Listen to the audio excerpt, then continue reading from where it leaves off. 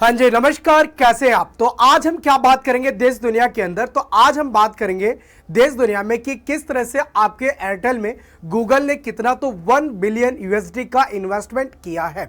हम बात करेंगे इसमें कि ये 1 बिलियन जो इन्वेस्टमेंट आई है वो किस प्रकार से आई है और कितना कितना पोर्शन किस में जाएगा। ठीक है, और ये पैसा आपके गूगल ने किस फंड के तहत इन्वेस्ट किया है। तो हम इस क्लास में बात करेंगे Google for India digitalisation fund की। ठीक है, जिसके तहत आप देखोगे गूगल ने केवल आपके एयरटेल में ही नहीं, इससे पहले पिछले साल भी क्या कि इन्वेस्टमेंट किया था, किसमें किया था उसकी बात करेंगे।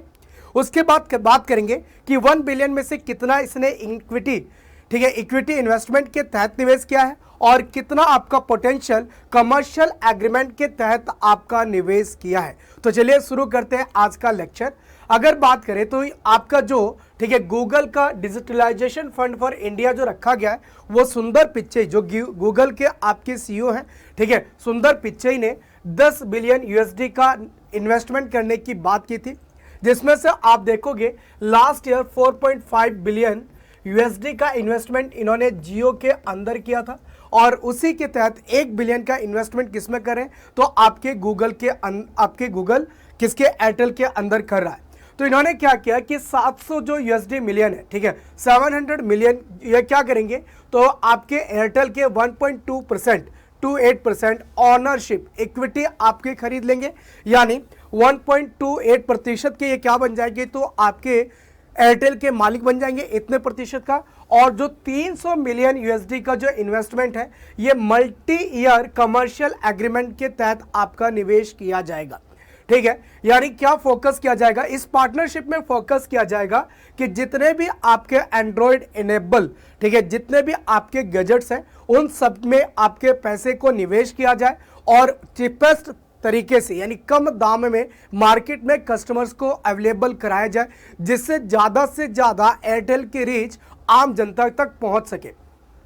तो affordable access to smartphones across the price ranges and will continue to explore building on their existing partnership to the potential co-create India specific network। ठीक है, यानी आपने देखा था कि किस तरह से लास्ट ईयर जियो अपने साथ क्या लेके आया था तो स्मार्टफोन लेके आया था, ठीक है, जो कि कम दाम के थे और आदमी इजीली क्या कर सकता था, परचेज कर सकता था। उसी तरह से आपका एयरटेल भी, ठीक है, आपका पैक के साथ यानी आपके सिम तथा आपका मोबाइल दोनों एक साथ पैकेज में आपका लॉन्च कर सकता है और हर रेंज का फ़ोन होने वाला है जिसमें आपको हर रेंज के कस्टमर इजीली उसे खरीद सकेंगे। ठीक है, इसके बाद अगर बात करें तो अगर इंडिया स्पेसिफिक नेटवर्क का डोमेन की अगर बात करें तो Airtel and Google will work together to build Airtel extensive offering that covers ranges of Android enabled devices to consumers via innovative affordable programs। यानी क्या करें कि ये लोग आपके एंड्रॉयड के सहारे यानी जितने भी एंड्रॉयड के द्वारा चलने वाले आपके गैजेट्स हैं वो सारे के सारे इस, ठीक है, इंडिया स्पेसिफिक डोमेन के तहत जो अलग अलग आपकी कंपनियां हैं, अलग अलग ऑनर्स की कंपनियां हैं, ठीक है, उनके साथ आपके क्या करेंगे टाई अप करेंगे और उस कंडीशन में वो सारी की सारी चीजें एक ही अम्ब्रेला के तहत लाने की कोशिश की जाएंगी। ठीक है, together companies will continue to explore further opportunities to bring down the barriers of owning smartphones across the ranges of the price point to partnership with the various devices manufacturers itself। यानी अलग अलग आपके जो निर्माता हैं उन सभी के साथ, ठीक है, इस चीज़ों पर समझौता करके एग्रीमेंट करके वो सारी की सारी चीज़ें एक ही जगह बनाने की कोशिश की जाएंगी। इसके बाद what does commercial agreements includes, commercial agreements में आपका क्या क्या आता है। तो under this largest strategic goals, the partnership both companies will also potentially co-create India specific network domain case of 5G and other standard with cutting edge implementation। तो आप देखोगे कि जो 5G की जो बात हो रही, 5th जनरेशन की जो बात हो रही, उससे संबंधित जितने भी आपके, ठीक है, नेटवर्क्स वगैरह हैं, चाहे आपके जो जो फैसिलिटीज प्रोवाइड की जा सकती है वो सारी की सारी इसके तहत आपके प्रोवाइड करने की बात कही गई है। क्या गूगल, ठीक है, 5G पे दोनों मिलके काम करने वाले हैं एयरटेल के साथ।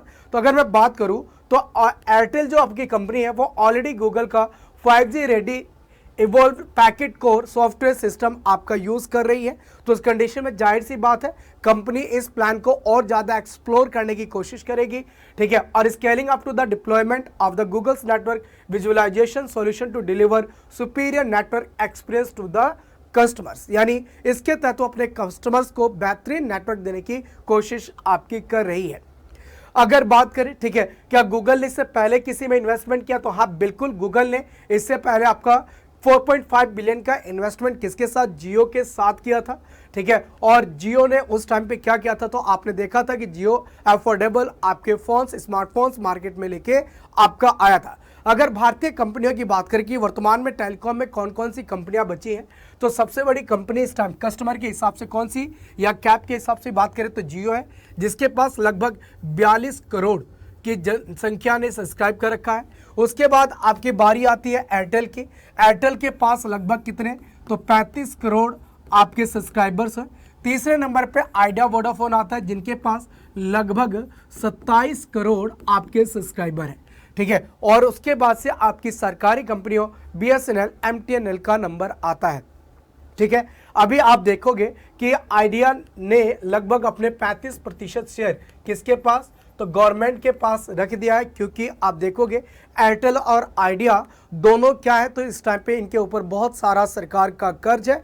तो इस कंडीशन में ये सारे के सारे काम इन कंपनियों को उबारने के लिए किए जा रहे हैं कि मार्केट में मोनोपोली आपकी ना आ जाए, ठीक है। मार्केट में आपकी जो कंपिटिटिव, ठीक है, जो मार्केट है वो आपकी बनी रहे, नहीं तो ऐसा होगा कि आने वाले टाइम पे ये कंपनियां आपकी विलुप्त हो जाएंगी और मार्केट में मात्र जियो बचेगी। तो उस कंडीशन में कस्टमर्स के उद्देश्य से या वैसे भी बात करें तो उस कंडीशन में ये इन्वेस्टमेंट किसके लिए, तो आपके एयरटेल के लिए बड़ी संजीवनी साबित होने वाली है।